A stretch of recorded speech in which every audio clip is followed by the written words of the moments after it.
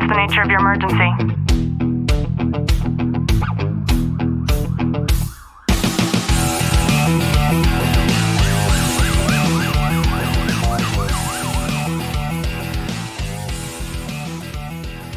Good morning, police, fire, military, and families. I am so excited this morning because we have somebody who is going to be talking about one of my favorite topics. Everybody who knows me knows how much I love love. And I'd like to introduce you to our guest this morning, Mr. Paul Zoman. Paul, how are you? Great, Ashley. It's good morning to you, and thank you for inviting me to be on your show. Yeah, we're excited to have you, and thank you for waiting so long to be able to come on to it. I know that in another interview, you call yourself a love linguist, and you're the author of Love is God. And there's a lot that we could get into, but before we do, in order for all of that to make sense, good morning. Thank you. I would like you to be as open as you feel comfortable with just telling us a little bit about your history and your backstory, because I know that we have a lot of subscribers who they can relate, and I think that this would be beneficial for them to hear from somebody else who has gone through it too. Great, thank you, Ashley. The backstory really is that I grew up in a family that was kind of an angry family, and what an angry family looks like to me, at least what I defined it as, is someone that will talk over you when you're talking. They think that whatever they have to say is more important than whatever you're saying, and so they'll talk over you, and really nobody gets heard at all. That's one attribute. Another attribute is that they don't have any boundaries at all. There's just whatever somebody else's business is also your business. And I realized that that's really not the way it should be. And I wanted something different, a different life for myself. So I started looking at love, looking at different things to be able to improve my loving skills. And it just has taken a long time to get to the point, but it came to the point that I realized I had to create a tool, Ashley. And the tool I created was something that follows the love languages, but it's just a cube. On the cube, I've got different love languages. Here you'll see the hand holding an hourglass, the hourglass meaning time, the love language of time. Just spending time, is hanging out with someone. You don't even have to talk. My wife loves Korean dramas, and so she just wants to sit with me, have me sit with her, and read the captions for the Korean dramas. Yeah, they're so clean. They don't even kiss until the 9th or the 10th episode. It's just a slow moving romance drama, and they're fun. The next icon would be service. Someone just like a waiter holding a platter that represents service. The next one is just putting your hands together, create a heart. This heart is a little bit different because it has a conversation flow. So those would be the words of the heart. Just telling people compliments, helping them understand how valuable they really are to you or to others. The next one would be two hands that are looks like they're holding hands or about ready to hold hands. That would be touch. And then the last love language would be gifts. So this is what really helped me on my way to be able to replace that angry atmosphere, that angry culture that I learned how to be annoyed, stacking those annoyances until I had a burst of anger. I would never know what straw would be that straw that would break that camel's back, that would have that burst of anger, never know when it would happen. It would happen in public, it would happen in private. And it just became annoying to me, annoying to everybody else. Actually, it was more like someone that has an accident in the swimming pool, that everybody scatters. They say it wasn't me. And it just kind of embarrassing at that moment. I did not want to repel people. I wanted to draw people to me. And I think this really works for people that are trying to find, how do you get out of that angry mode? How do you get out of that? And what I realized is that instead of focusing on what's wrong with people, which really kind of could be 10, maybe 20% of their personality, the rest is good. Change the focus to what's right with them. And then watch for the 80 to 90% of that person that's really good. Focus on that. And as I change that focus, it's an about face. It's just a 180-degree turnabout, so that you're watching for what's right about people, watching what can you love about that person. By doing that and rolling the die, there's just two instructions on the die. Just roll the die every day, whatever it lands on. That's the love language you practice giving away all day that day. So all day you're watching for opportunities to love in that way. That's what changed my life. Man, that is so powerful. I have a couple things I don't want to forget. We're doing a giveaway. I have a 45 count Valentine's Day snack care package to whoever comments the most within the next 24 hours. So if you guys have any questions for Paul, please drop them below. And I do want to make sure that I address our first question to you. Someone says here, my question is, after responding out of trauma response for years, how did you figure out your true authentic self? That's where I'm at right now.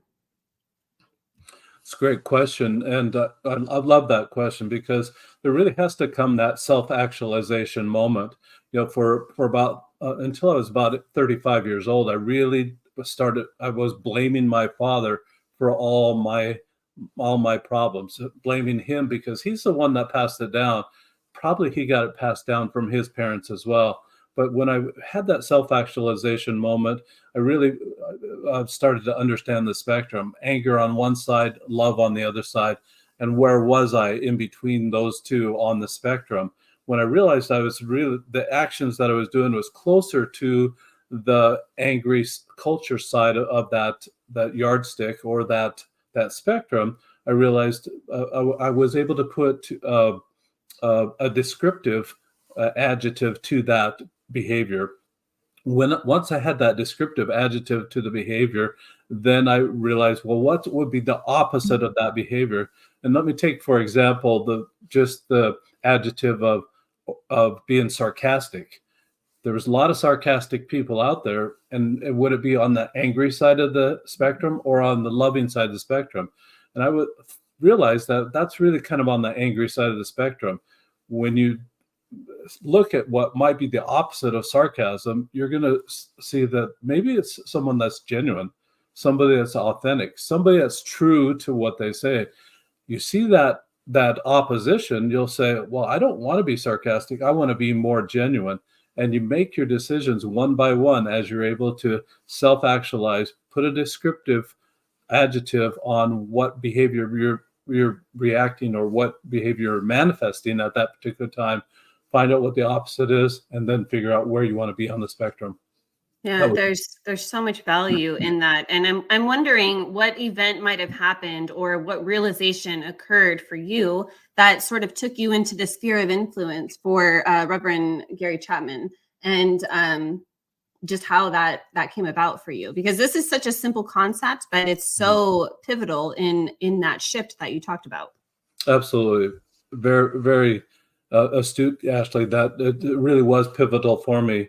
But it was probably about 15 years ago. All this anger stacking, and the annoyance stacking, and that angry flashes really was contributory to the demise of my first marriage. After 23 and a half years, my wife got tired of it. My kids probably got tired of it.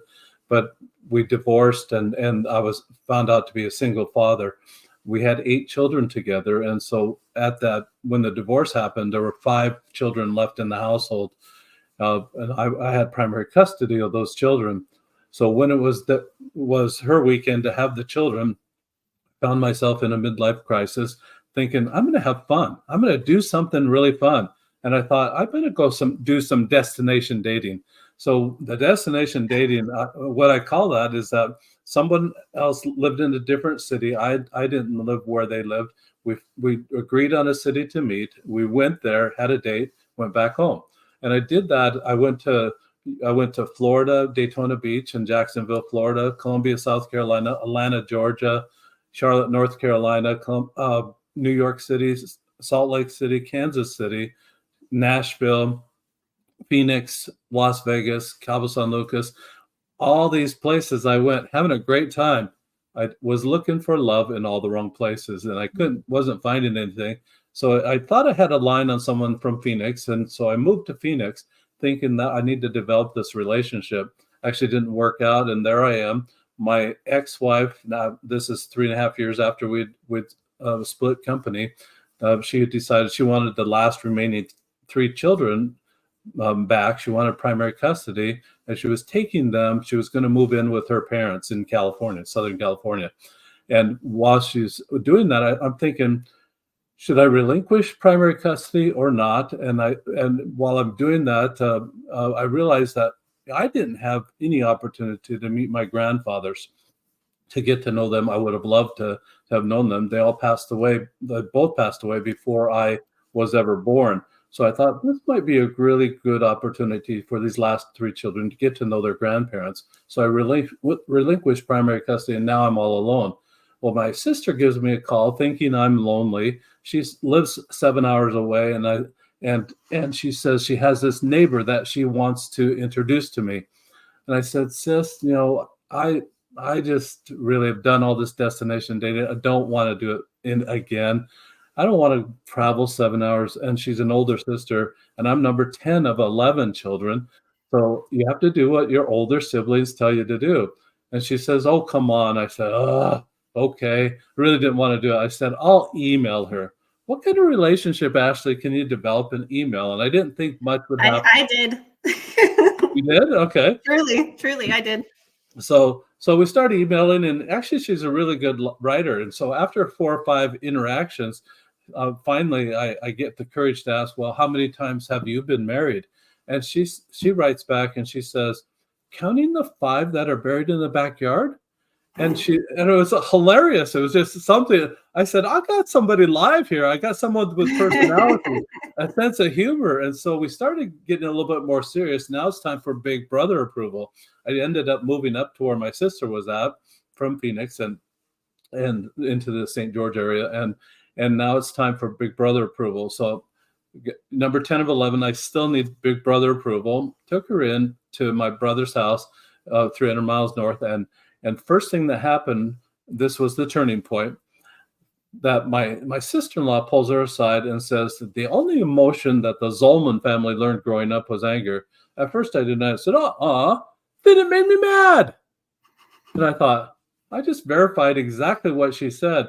And I realized at that moment, Ashley, that this was a perfect opportunity for me to change that perception of the Zolman family. I either get worse and become more angry, or I could become more loving. Decided I wanted to be more loving, and really had that disposition, wanting to be more loving previous in my life, and just didn't know how to do it.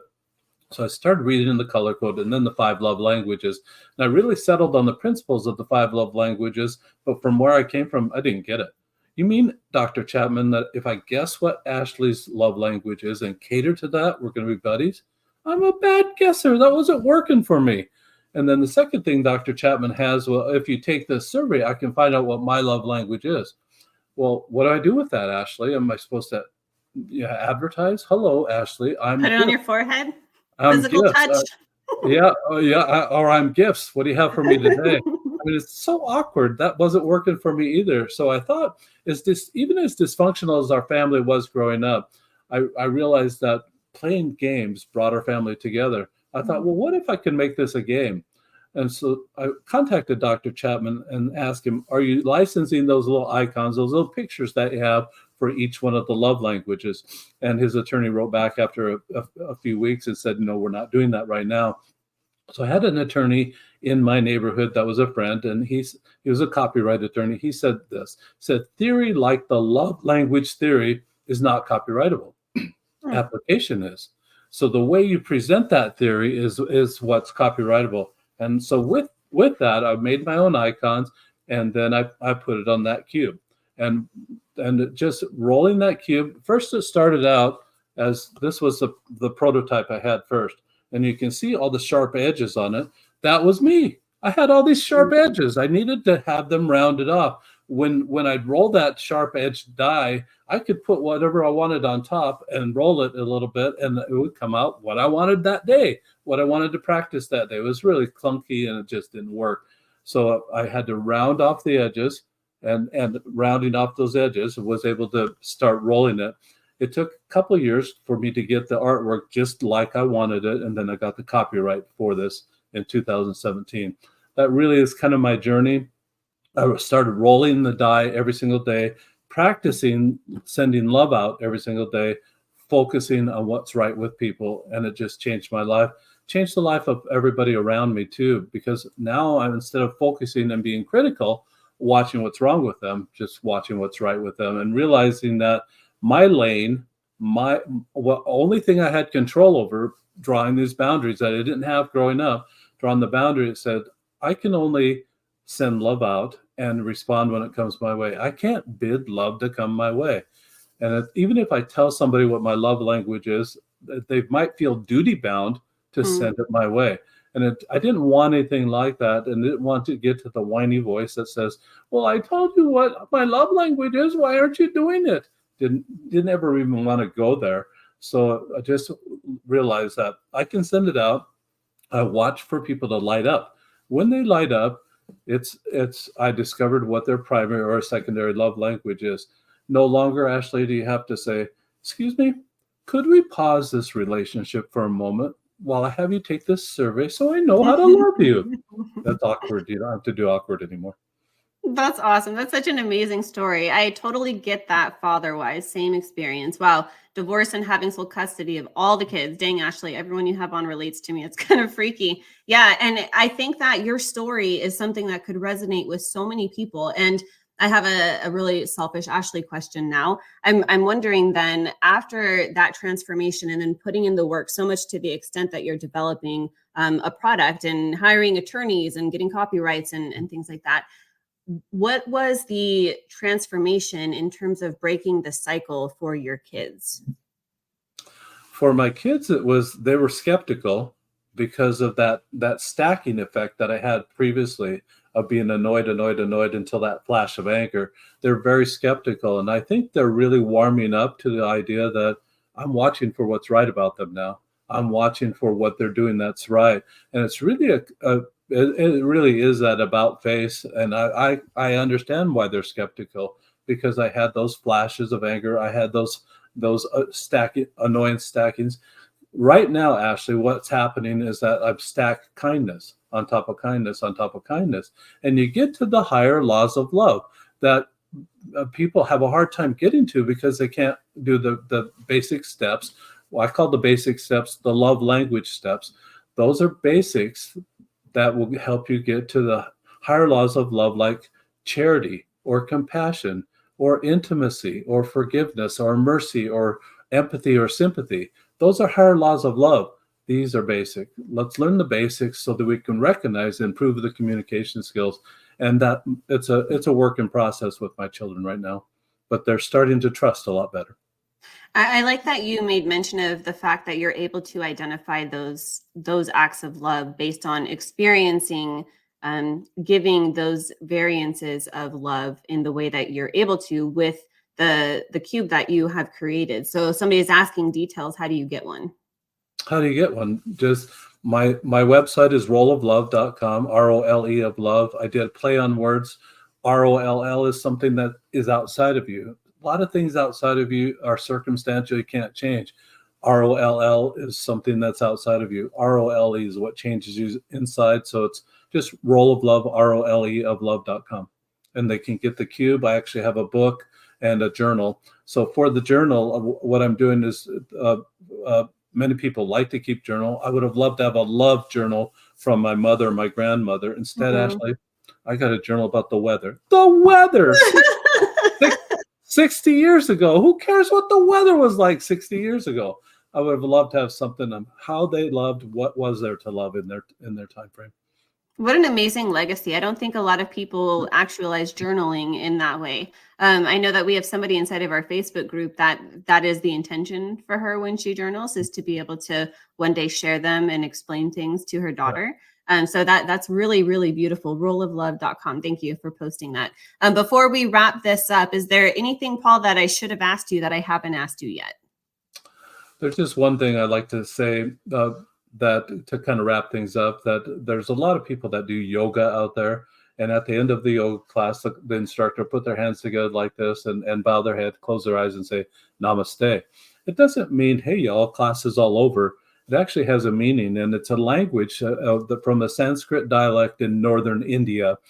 It's the same language that we get nirvana or karma from. But namaste, the Hindu interpretation of that, means the God in me sees the God in you. Or put another way, the divine in me sees the divine in you. That everybody has good in them. Let's watch for that good. That's going to make their life a lot better. It's going to light them up when we notice that, and they're going to have a better day. We're going to have the satisfaction of making someone's day a little bit better. let's go out there and make someone's day a lot better. Yeah, there's never been a more pivotal time, I think, for that to be the words of wisdom for us all. So thank you guys for tuning in. If you have any more questions, drop them down below and we'll make sure to send them Paul's way. Paul, thank you so much for joining us this morning. Ashley, it's been such a pleasure. Thank you. 911, what's the nature of your emergency?